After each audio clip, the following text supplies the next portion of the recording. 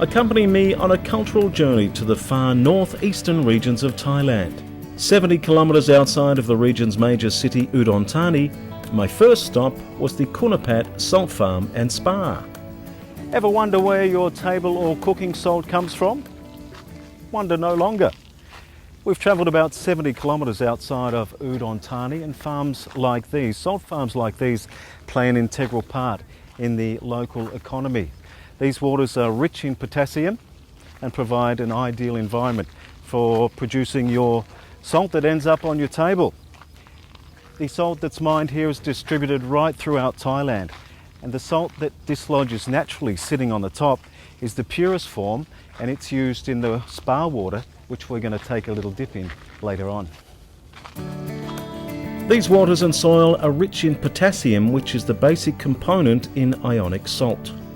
This particular farm has been in operation for 32 years and continues to play an integral role in providing employment and also resources to the local community. Right next door, the Kilometres Spa incorporates many of the rich natural ingredients found in the soil in a wide range of products, all of which are for sale and all of which have been 100% lab tested and are completely safe and completely beneficial. Kilometres, the owner, cannot speak highly enough of the therapeutic benefits of the salt and herbal remedies contained within these waters, having cured herself of 2 life-threatening ailments. She professes that this is indeed miracle water and attributes her remarkable recovery from failing kidneys that were functioning at less than 30% to a now healthy 70% function rate. Well into her 50s, she now lives a perfectly normal, healthy life and is yet to pass her menopausal stage, another interesting benefit. There are a wide range of products and treatments available. Here I am, seen receiving a yogurt and herbal mud facial treatment, first in my life I must add, and herbal water foot spa, all of which will set you back a mere 300 baht. So after some delicious herbal tea and feeling most invigorated, it was off to my next destination. Clearly demonstrating the way of life for many people from the Isan province, the Don Kok bamboo village, without the use of any fertilisers, is a fully self-sufficient community. Numerous organic bamboo products are handcrafted here and distributed right throughout the country.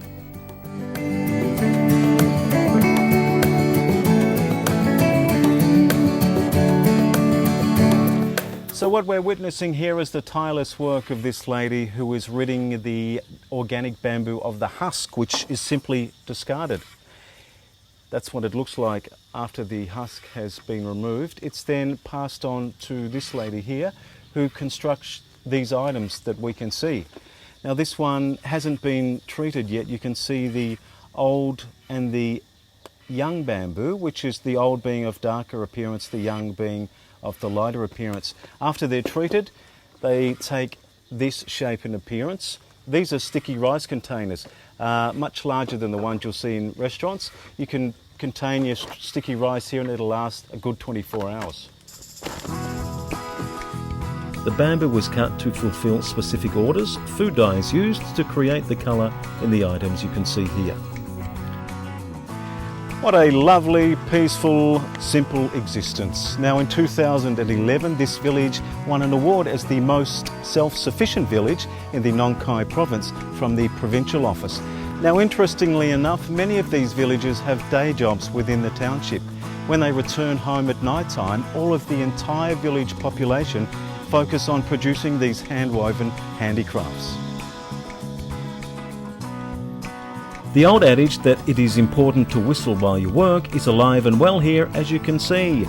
The town folk are only too happy working away, and the art is passed down from generation to generation.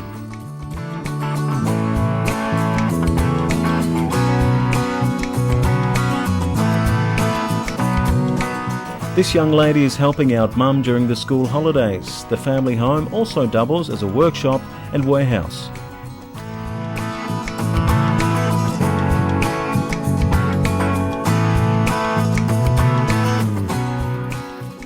After leaving the many smiling faces, it was off to another cultural site, the fabric group of Ban Chiang. Now, this practice, given its incredibly time-consuming nature, is a dying art. Pardon the pun. Children simply lack the patience, and as a result, there are very few places in the world who produce such items using this method anymore. Ironically, the blurred edge we see here has become fashionable again, and demand for the items has increased in recent times. Sadly, the technique will eventually give way to modern mass-produced garments.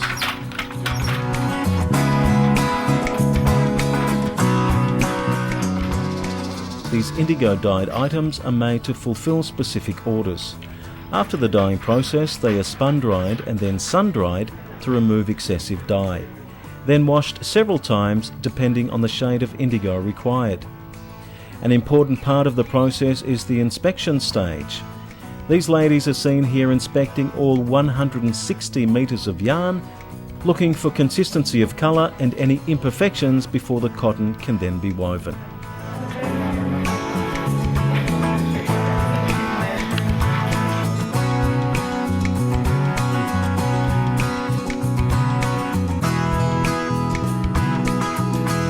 Well, it's a complicated process, but I'll try to be quick.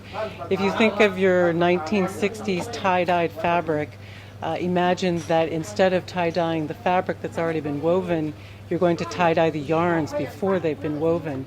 So it's a very complicated process where you lay out the yarns, tie them, dip them in dye, and then weave.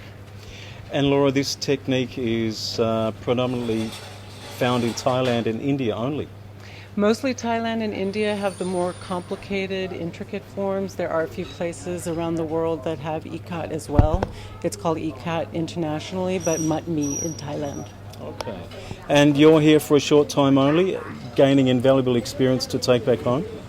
I fell in love with Southeast Asian textiles. I've been coming to Thailand repeatedly. I finally decided to learn weaving, and I was lucky enough to come here for 2 weeks to get a taste of how to do ikat in Thailand. Udon Thani is full of diverse things to do and see, certainly worthy of closer examination when you are planning your next trip to these parts.